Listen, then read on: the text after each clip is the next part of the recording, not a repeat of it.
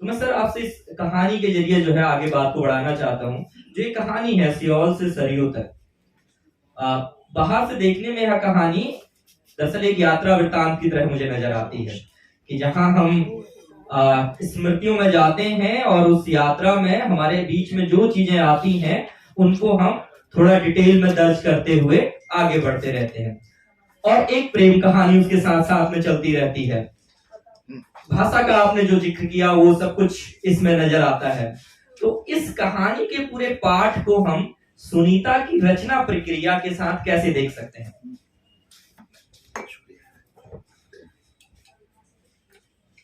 ये है ना, आवाज है इसमें?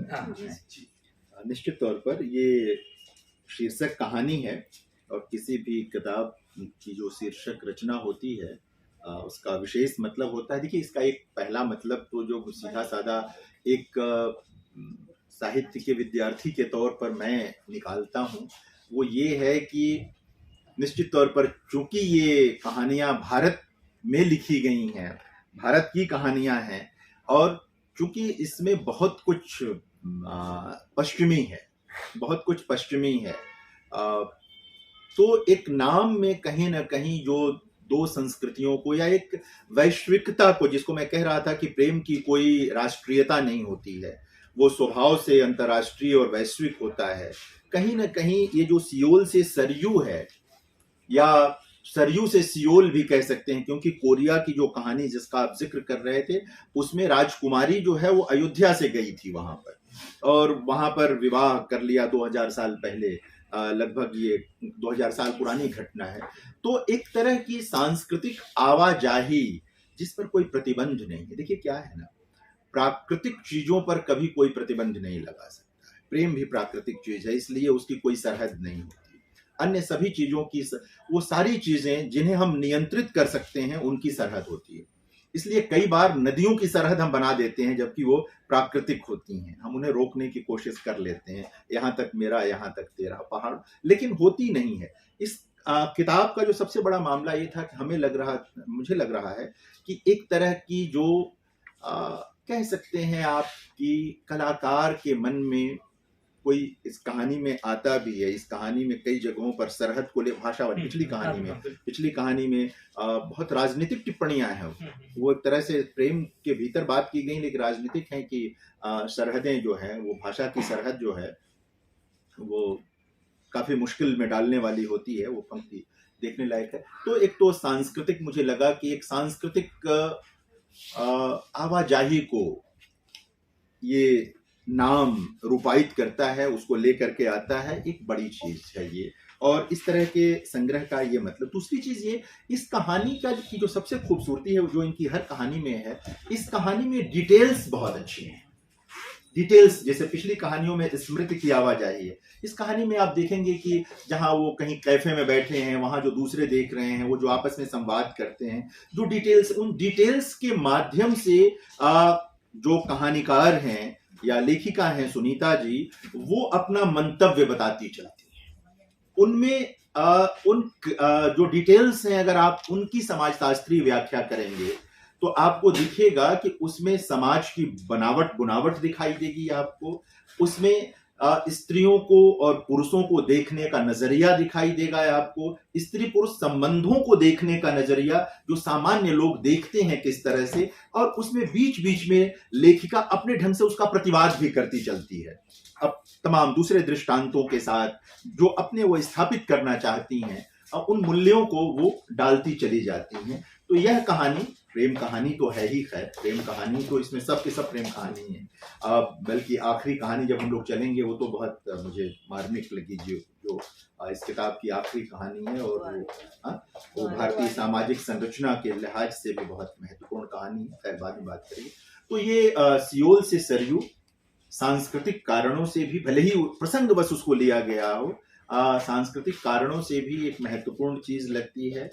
और डिटेल्स के नाते, जिसको एक टेक्निक के तौर पे कहेंगे कि फिर कहानी के भीतर इस्तेमाल किया है। एक बात मैं और कहूँ आपसे कि चूंकि ये परंपरागत हिंदी मूड की कहानियां नहीं हैं, इसलिए थोड़ा वक्त लगेगा इनको जगह बनाने में। हम अभ्यस्त लोग हैं, मैंने जैसा पहले भी कहा कि उन चीज़ों से जल्दी प्रभावित होते हैं, उनको जल्दी स्वीकार कर लेते हैं जो हमारे मनोनुकूल होती हैं। नई चीज़ों को समय लगता है जगह बनाने में, लेकिन निश्चित तौर पर ये जगह बनाएंगी। और ये जो सियोल से सरयू है, ये डिटेल्स की महिमा की कहानी है। सही कहा सर आपने जो है। पूरी कहानी संग्रह में मैं ये बराबर पाता हूँ कि सुनीता जब कोई कहानी कह रही होती है तो उसमें बीच बीच में कई जगह पर स्वयं उपस्थित होकर जो है उन डिटेल्स को हमारे सामने रखती हैं। इस कहानी को भी जब मैं पढ़ रहा था तो मैंने देखा कि एक कोरिया की कहानी चल रही है और बीच में सुनीता आती है और एक हमारे देश के कोरिया का जिक्र भी कर जाती है उसमें बीच में जो है कि हमारे देश में भी एक कोरिया है, छत्तीसगढ़ में। और वो बताती हैं कि कैसे उस कोरिया के बरक्स इस कोरिया का, क्योंकि मैं बार बार ये कह रहा था ना कि स्मृतियों की छलांग लगातार मैं अचानक जो है गाइल के बीच में हूँ और उसके प्रेम को समझ रहा हूँ और अचानक से मैं वापस उस छत्तीसगढ़ में चला गया और मेरी मनःस्थिति दरअसल उस छत्तीसगढ़ के कोरिया में रम जाती है। उस प्रसंग को अगर थोड़ा सा पढ़ूं तो संहिता लिखती है, एक कोरिया हमारे देश का भी है जो छत्तीसगढ़ प्रदेश का एक जिला है जो कि हसदेव नदी के किनारे बसा है। कोरिया जिले से बहने वाली नदी कैमूर पहाड़ियों से निकलकर कोरबा बिलासपुर से बहते हुए एस का आकार बनाती महानदी में मिलकर प्रभावित होती है। छत्तीसगढ़ कोरिया अपनी कला संस्कृति प्राकृतिक संरक्षण में संलग्न है, लेकिन दुनिया के मानचित्र पर तो छोड़िए अपने देश में भी अनभिज्ञता और उपेक्षा का शिकार है।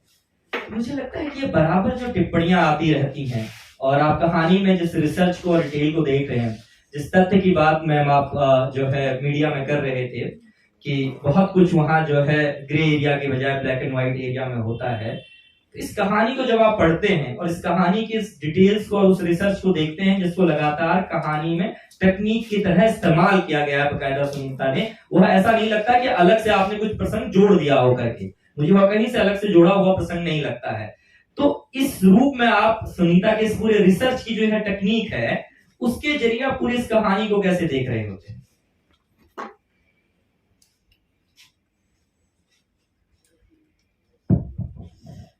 मैंने आपसे पहले ही कहा कि सुनीता जो है इतना रिसर्च करती है और उनके पास इतना नॉलेज है। अगर हम सब इनका जो भी लिखा पढ़ते हैं सोशल मीडिया पे या कभी इनसे बातचीत का मौका मिलता है तो कोई भी विषय आप ले लीजिए, वो इतनी किताबों का जिक्र कर देगी कि आप चमत्कृत रह जाएंगे। बिल्कुल। तो मैं आपको कह रही थी ना कि जब किताब पढ़ते समय मैं तैयार थी इस बात के लिए कि यहाँ सिर्फ मैं कहानी नहीं पढ़ने वाली हूँ, यहाँ मुझे बहुत रिसर्च, बहुत सारी जानकारियां पढ़ने को मिलेंगी। तो एक उदाहरण के लिए बता दूं कि पिछले दिनों इन्होंने मेरी किताब पे बात की थी शैडो पे, और शैडो में बात करते समय मैं जो है बतौर लेखिका मैं उतना क्या कहना चाहिए, मुझे जानकारी नहीं थी जितना इन्हें जानकारी थी।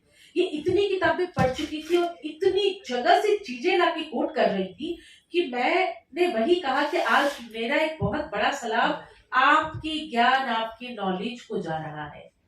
तो अगर कोई लेखिका, मतलब ये उस तरह से पढ़ाती भी है और पढ़ती भी है, उनका इतना ज्यादा नॉलेज होगा, कहीं ना कहीं तो उनका इस्तेमाल करेगी।